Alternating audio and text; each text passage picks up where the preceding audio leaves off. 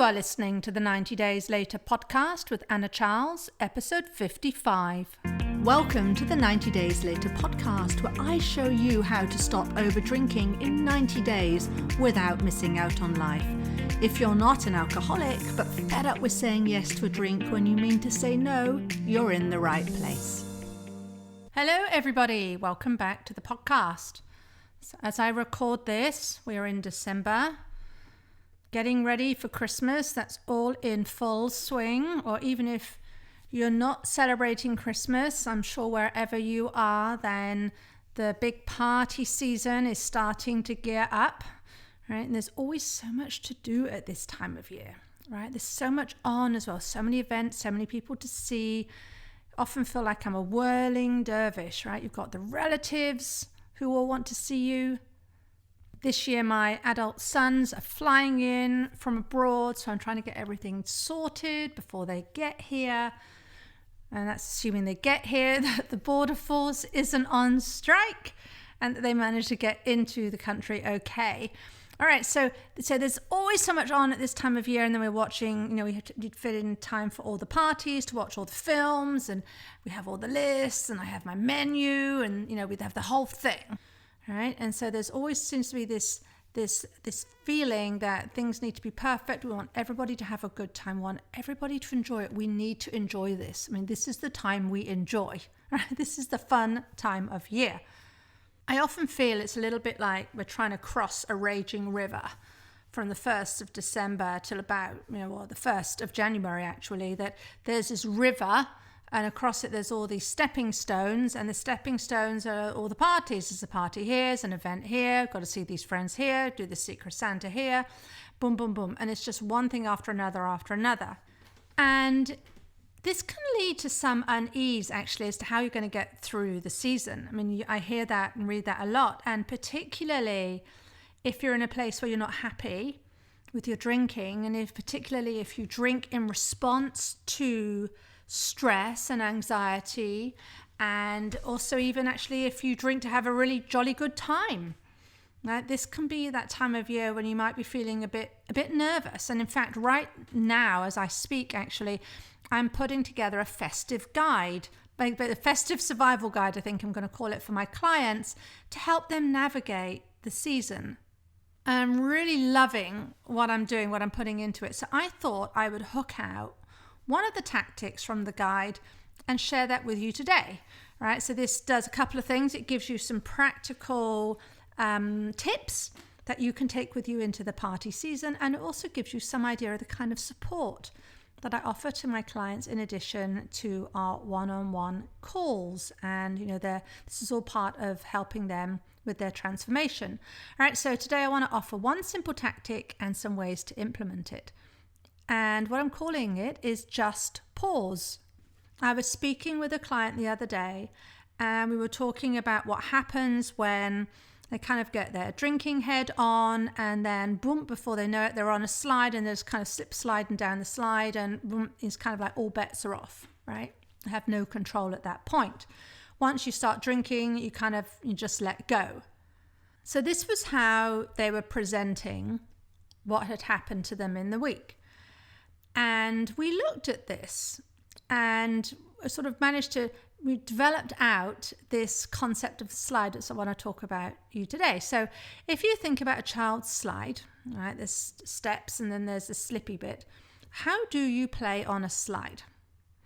Right? Well, what you do, you might say, is you climb up the steps and then you slide down the bit, the slippy bit. No. Actually, that isn't. There's a brief third point in between the steps and in between the slides. And if you watch children on a slide, you'll see them do this.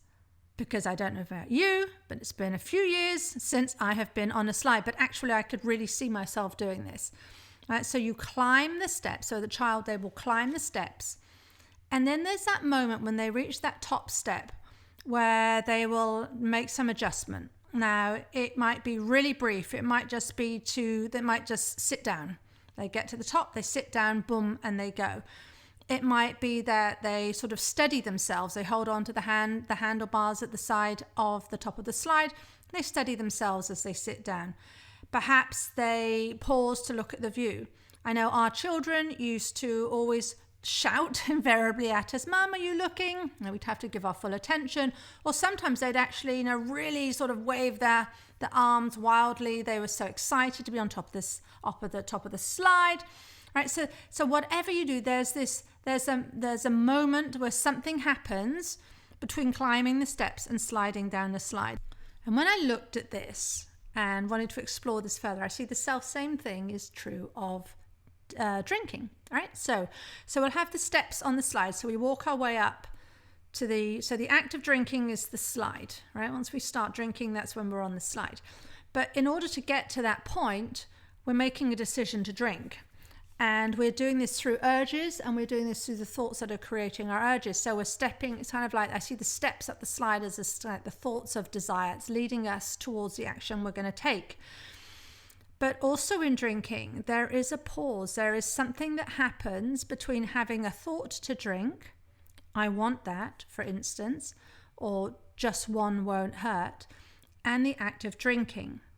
And what happens between those two elements, between the thought and the action, is a feeling. And that feeling is going to fuel the action that you take. So I want you to imagine the slide. You've climbed up the slide through all these thoughts that are creating your desire to have the drink. And then that pause on the top, that's the piece when we get to feel. That's the piece that will determine our action. If you're feeling brave, right, you might, if this is now back into not drinking, but we're on the slide. If you're feeling brave, you're going to launch quickly into action. And you see children do this all the time. They just run up, there's a briefest of pauses, and then they throw themselves down. If you're feeling scared, you might hesitate. You might think twice about going down the slide. You might even decide, I just don't want this. Right? And you might then climb back down the steps. So you see, there's so much power in that pause. There's so much power in checking in to see, how am I feeling? If you're feeling that you're just destined to drink, it's inevitable that you're going to drink, then you'll be launching yourself off that slide. But if you realize that you actually don't want to, maybe you've had all these urge-creating thoughts, and then you get to the point that actually, I don't want this. You still have choices at that point, and those choices are opened up to you by pausing.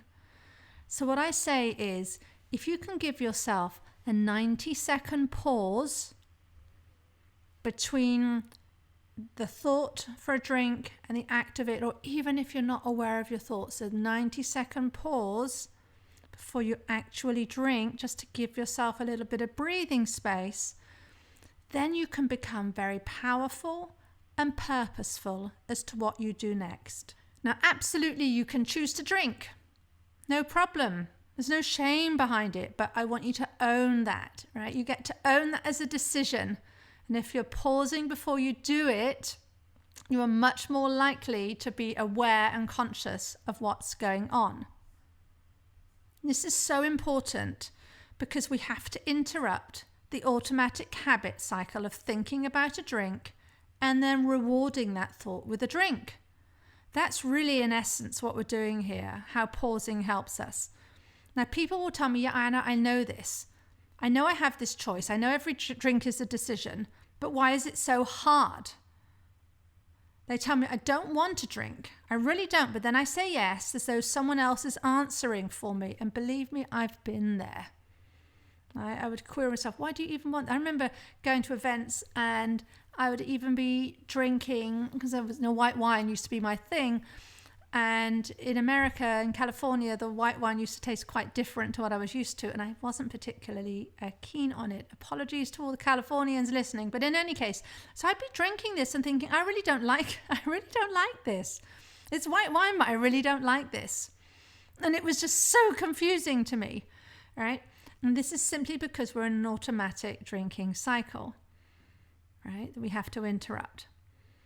But you might want to interrupt that. Your adult prefrontal cortex might want to interrupt that. But your primitive brain is not on board with the plan. That's what's happening, right? You have to interrupt that automatic habit cycle, and your primitive brain doesn't want to be interrupted. The brain's like, no, I got a good thing going here. This is good, nothing to see here. This is all very unconscious, this pouring a drink, because when that happens, I get this really nice reward. Why on earth would I want to interrupt this? Right? So that's why it's happening. That's why if you know you have the choice, but you're not following through, it's because this other piece of you has absolutely no incentive to do so, right? But your brain isn't you.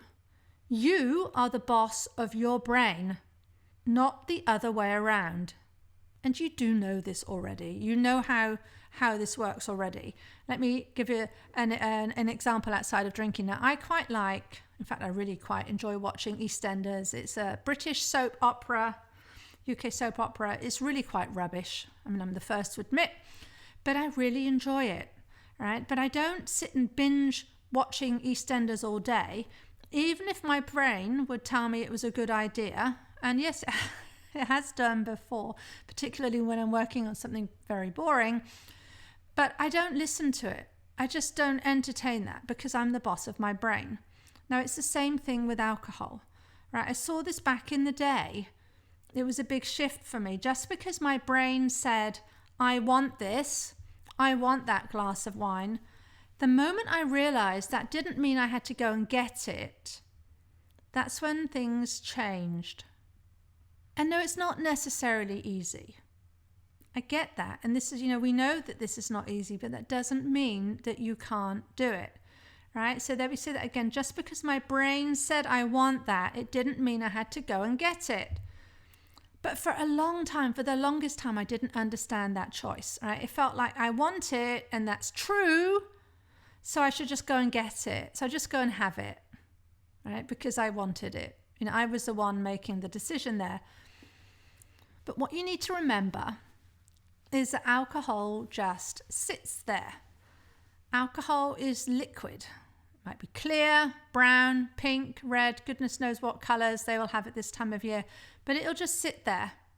It can't will you to pick it up, right? It doesn't care whether you drink it or not. It doesn't care if you or not your friend drinks it or not, right? It doesn't care. But you, in fact, your brain, that cares a lot. That primitive area of your brain, it knows that alcohol means reward, and it wants that reward. In fact, this is what it's been programmed to seek out. I talk about this, right? That we are geared around avoiding pain, seeking pleasure, and doing both of these things as efficiently as possible. So you have that programming going on. Plus, you've been merrily and unconsciously and unintentionally teaching your brain that if it has this desire for alcohol, what you do is you give in, right? You give it by giving a reward. Now, one of the tricky things that I see, and especially in people when they're just starting out on this transformation, changing their relationship with alcohol, is we don't always see what precedes the action of drinking.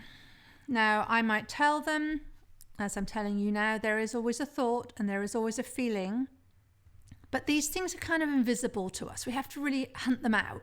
Now, that's no bad thing, but if you're not aware of how to do this, and this is a skill that you developed, this can be quite hidden and invisible, and that makes it difficult to work with. And that's why I like the power of just pausing, just even for 90 seconds, because it's a physical thing you can do. I mean, you don't have to stand there religiously with a stopwatch, although you could, right? It's a physical interruption. It's a physical task we have that slows down and breaks open that automatic habit and that automatic thought cycle that's happening in your brain. So pausing is a really practical way to slow things down. It also gives you the opportunity to search for the thought and the feeling, and to acknowledge that that's going on, and to know you have a choice. There's another way you can actually take this tactic a little further, and I absolutely love this. Now, a lot of the time in my coaching work, I advise my clients, and I talk about here on the podcast too, lovely friends, I advise you all to write stuff down, right? We write down, in my program, we write down our drink plans, we write our journals, our summaries of what happened, we write down what urges feel like, and so on. Right? As advice, just get it out on paper or on the computer, because there's really power in seeing what's going on inside our head. As I said just now, this stuff is all invisible to us, and it's happening so fast that we really haven't got a clue often of what's going on. And the moment we start to write stuff down we can be really curious and intrigued actually about what's going on. And this is when we start to get the aha breakthroughs. Right? I never realized I was thinking that. That's something that I hear a lot from people when they start to really read back to themselves what they have been thinking. I like to think of it as a little bit like being on a fair, one of those fairground attractions. You might have seen them where you've got the little mini pond of water, and there's these plastic ducks with hooks on, and you have a fishing rod, and you have to try and fish out a duck, and then you lift it up, and written underneath the duck is the prize level or the reward or whatever it is that you have won. It's your prize. But you don't know what prize you're going to get until you have that duck there lifted out of the water and in front of you. A big duck could mean a small prize, a small duck could mean a big prize, right? You just don't know. And I see the same thing as happening with our thoughts, right? We just don't know what we're thinking a lot of the time. Now, we don't need to go overboard with this. You're going to hear people talk about thousands of thoughts a day and yes, but I just want you just to start with some. I don't want you to get really anxious about having to capture every single thought that's driving your drinking. So one way to do this is when you are on the verge of, you're in that urge cycle, and you can feel what's going on. Speaking your intentions out loud is a great way of bringing awareness to yourself. And in fact, I like to see this as a way of structuring the pause. So I said, pause for 90 seconds or so. Then if you speak your intentions out loud, you'll become really conscious of what you're about to do. Because what you're doing is you're acknowledging your intent. Warning, you may feel a little silly doing this. That is okay. But the more you speak out your intentions, not only is this going to slow things down, not least because it takes us longer to speak than it does to think something, but you are also going to very clearly see what you are doing. There can be no room for any excuses. Well, I don't know why it happened. I don't know what happened. I hear that all the time. I just don't know. No. We know. And this is how we can break it down. So I want you to speak your intentions. Speak the thought that you're having in that moment. If you don't think of it, if you can't think of it yet as a thought, it's probably going to sound like an excuse.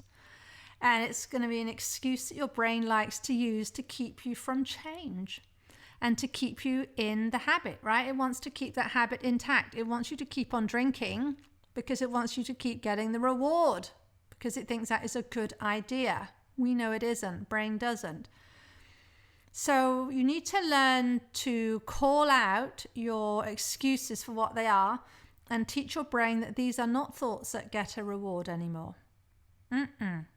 This is under new management now. And it's a nice, gentle way to remind your brain who's in charge. Let me give you a couple of examples as to how this works. So maybe you have been thinking, well, what harm will one more do, right? And instead of just believing a thought like that, it actually seems so harmless in the moment, right? Just one drink, what harm will that do? When you notice it appearing in your head, you can actually respond back to it. You can respond back with a thought that, it's just a thought that my brain thinks to get a reward.